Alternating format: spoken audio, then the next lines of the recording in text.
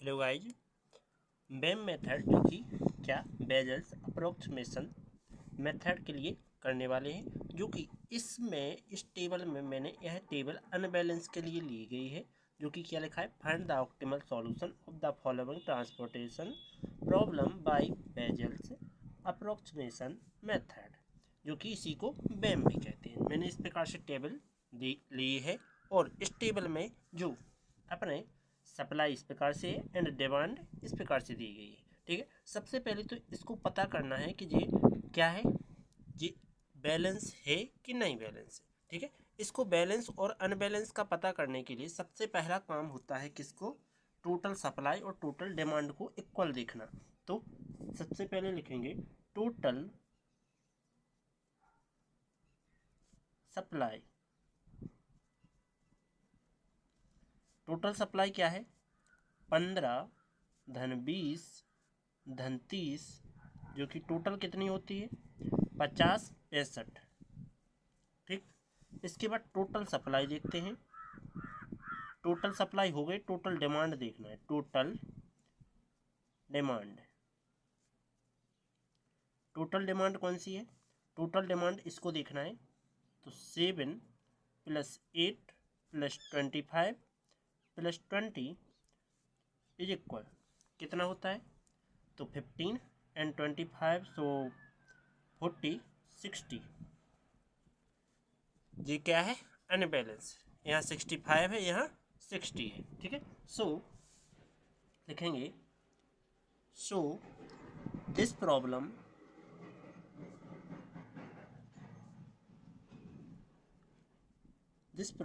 Is unbalanced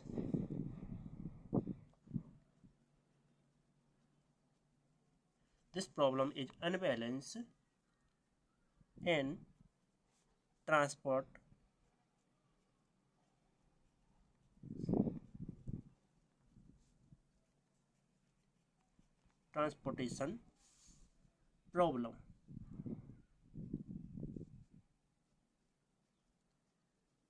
Transportation problem. So now, so now adding, देखो dummy इसमें या तो रो को जोड़ना होगा या डमी कॉलम को, तो किस साइड कम पड़ रहे हैं, देखो सप्लाई तो सही है, मतलब इसमें डमी कॉलम नहीं चाहिए, इसमें सॉरी डमी को रो नहीं चाहिए। सप्लाई यदि फिक्स है तो डमी रो नहीं चाहिए। यदि कॉलम देखो, कॉलम में देखो यहाँ ये है कॉलम के लिए। ठीक है, तो कॉलम के लिए डिमांड है जो वो कम आ रही, कितनी आ रही, 60 आई। तो 5 के लिए अपन को क्या करना होगा, एक और डमी क्या करना होगा, कॉलम ऐड करना होगा। ठीक है, so now adding the dummy column, the dummy column, हमने इस कॉलम को नाम दे दिया आर। ठीक है, डमी कॉलम का नाम क्या दे दिया, आर दे दिया। तो हम फिर से बना लेते हैं। मैंने टेबल इस प्रकार से लिख ली, इसमें डमी रो डमी कॉलम क्या कर दिया, मैंने ऐड कर दिया। लेकिन इसकी वैल्यू क्या होगी, तो इसमें देखो जो कॉलम में वैल्यू लिखी जाएगी वो क्या होगी, 0 0 होगी। ठीक है, या डमी रो जोड़ेंगे तो ही क्या होगा, 0 0 होगा, या डमी कॉलम मैंने ऐड किया तो भी उसकी वैल्यू क्या होगी, 0 होगी। लेकिन उसकी डिमांड क्या होगी, डिमांड तो अभी देखो सप्लाई तो इसमें पूरी है, परंतु डिमांड क्या होगी, तो डिमांड देखा जाएगा ऊपर से। देखो इसमें डिमांड कितनी है, 60 है, और सप्लाई कितनी है, 65। इसमें कितने का अंतर है, कितने का सब्ट्रैक्शन है, 5 का। तो हम इस 5 को यहाँ लिख देंगे। ठीक है, इसमें कितने का सब्ट्रैक्शन था, 5 का, क्योंकि 60 और 5 60 + 5 कितने, 65। ठीक, सो मैंने 5 यहाँ लिख लिया। इसके बाद अब यहाँ देखेंगे total supply and total demand is equal है। क्यों, क्योंकि जे भी 65 है और डिमांड भी 65 है। सो हम लिख सकते हैं, सो नाउ टोटल डिमांड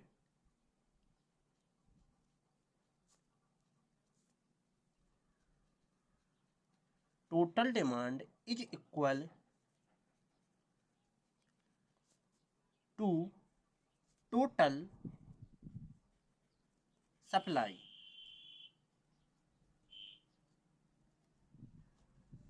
किसके है, टोटल सप्लाई, ठीक है। सो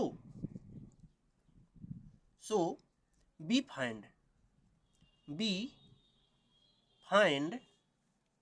द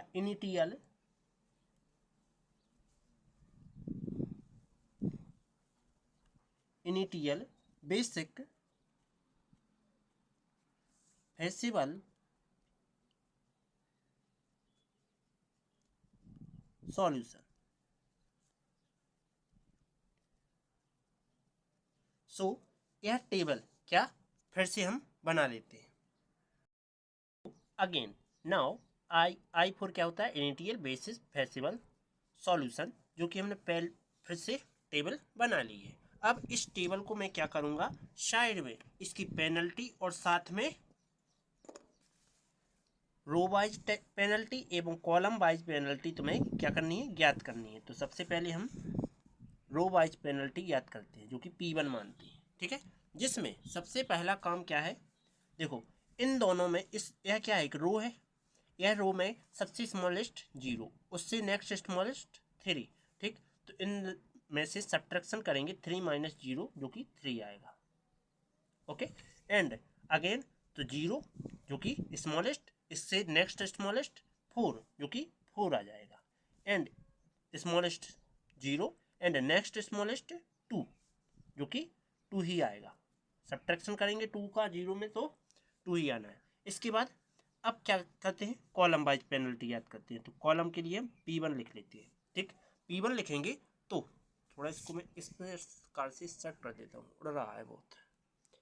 तो इसमें कॉलम में देखी जाए, यहाँ तक देखेंगे, केवल यहीं तक ऊपर तक ही है, ये तो नीचे डिमांड दी गई, ठीक है। तो इसमें स्मॉलेस्ट क्या है, 2 है, और नेक्स्ट स्मॉलेस्ट 3, तो 3 में से 2 गया, 1 बचा, राइट। एंड स्मॉलेस्ट क्या है, 5, नेक्स्ट स्मॉलेस्ट 6, जो कि फिर से क्या बचा, 1। इसके बाद यहाँ 4 स्मॉलेस्ट, नेक्स्ट स्मॉलेस्ट 5, जो कि यहाँ भी 1।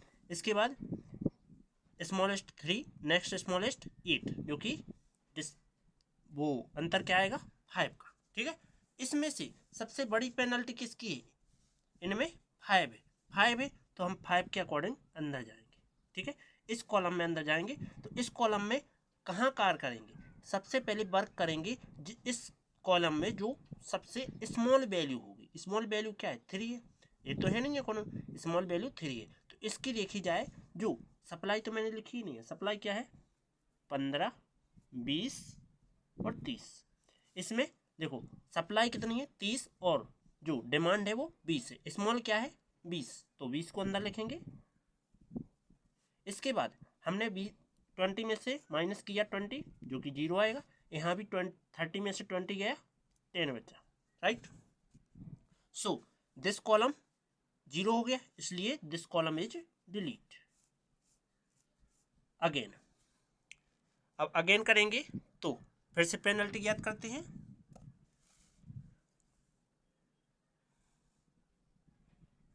तो P2 ज्ञात करेंगे, यहाँ भी P2 लगा देते हैं, ओके।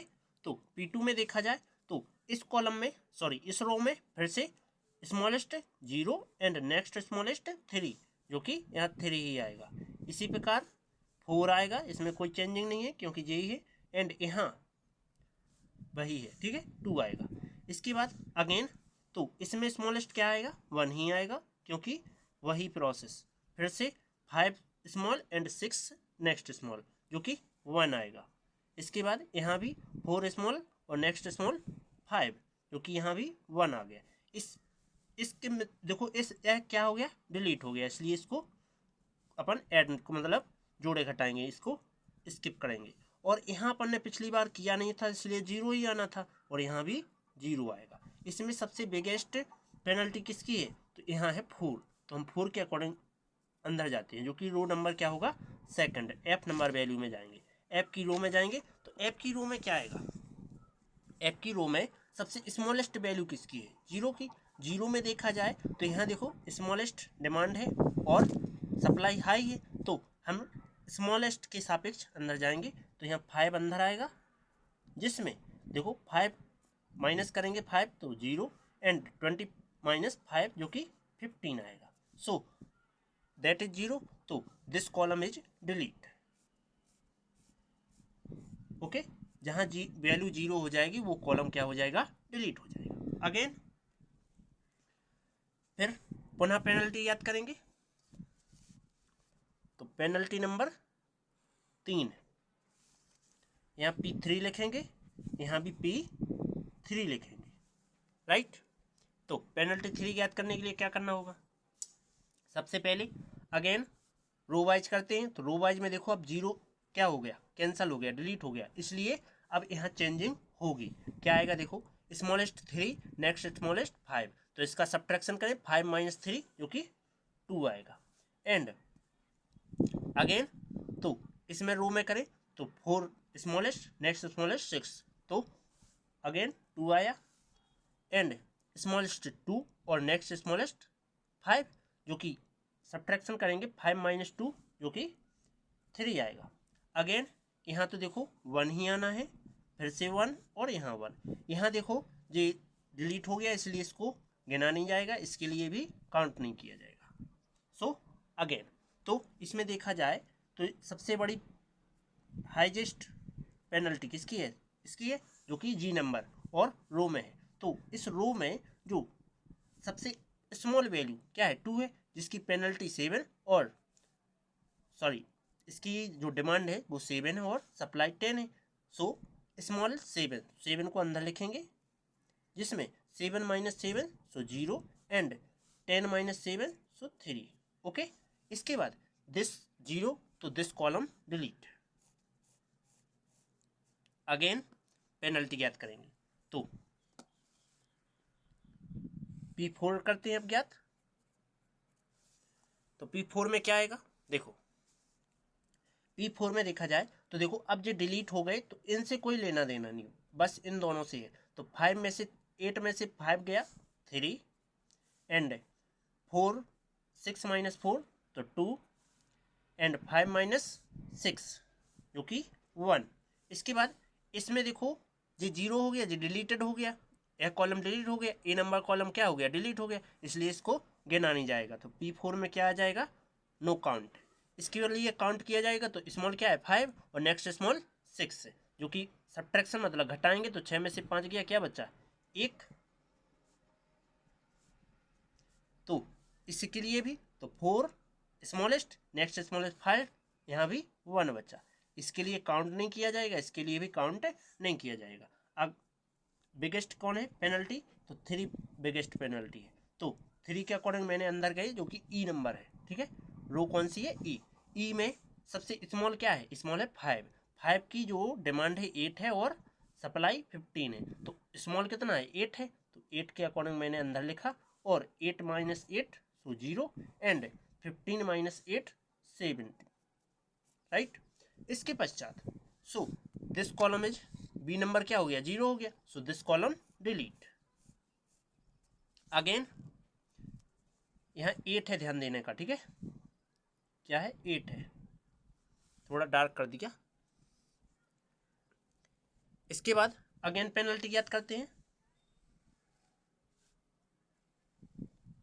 तो यहाँ P5 आना है, ठीक है, तो P5 में देखा जाए और यहाँ भी P5 आएगा, तो इसके लिए काउंट नहीं किया जाएगा क्योंकि ये डिलीट हो गया। इसके बाद इसको काउंट किया जाएगा नहीं, क्योंकि ये भी डिलीट हो गया। इसको काउंट किया जाएगा तो यहाँ क्या आएगा 1 आएगा।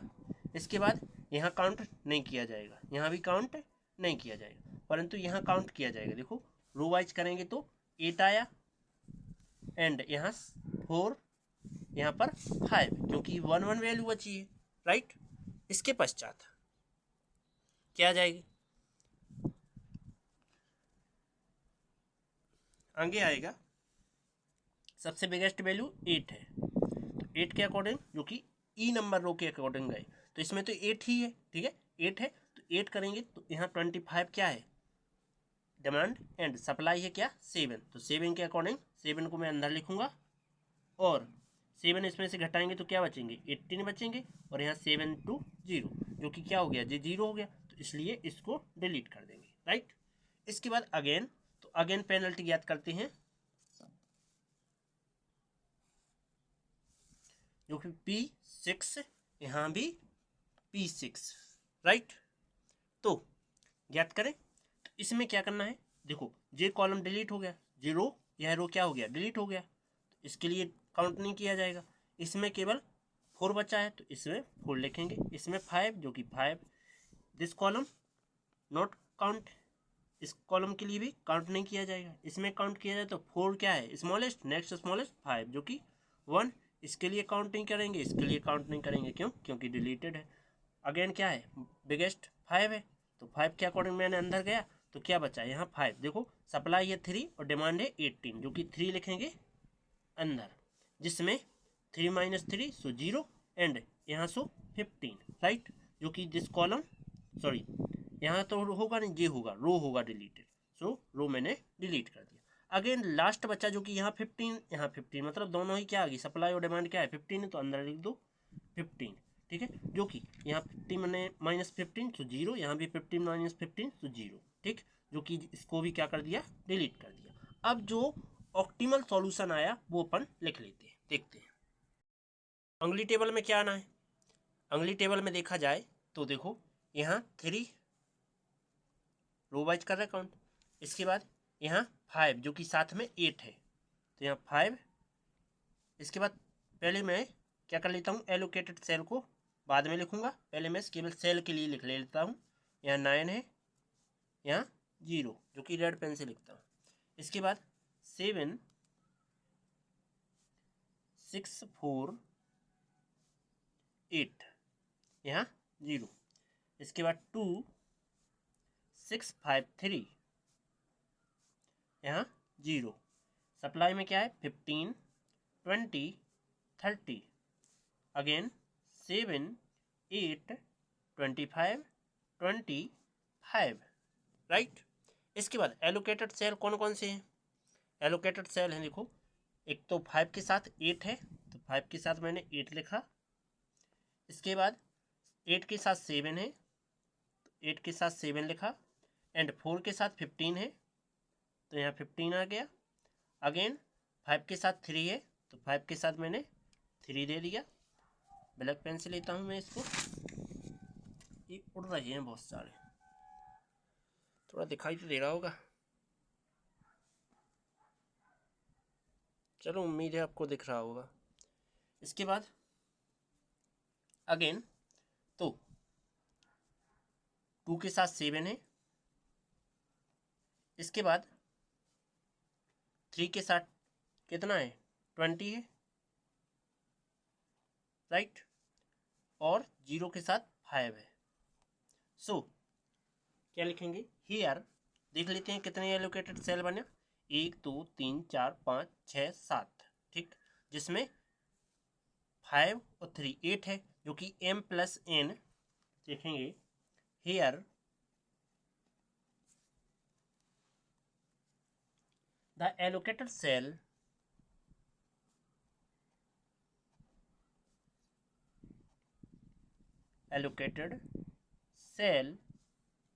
इज इक्वल 7, जो कि क्या आएगा m plus n, m value j and n value a है, ठीक है, जिसमें माइनस करें 1 तो क्या आ जाएगा, एलोकेटेड सेल आया।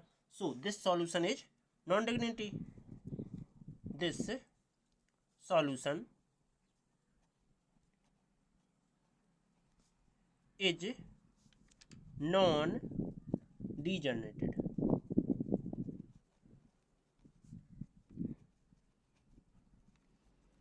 so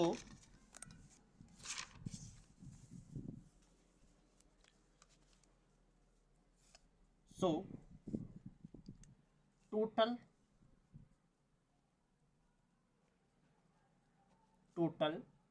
transportation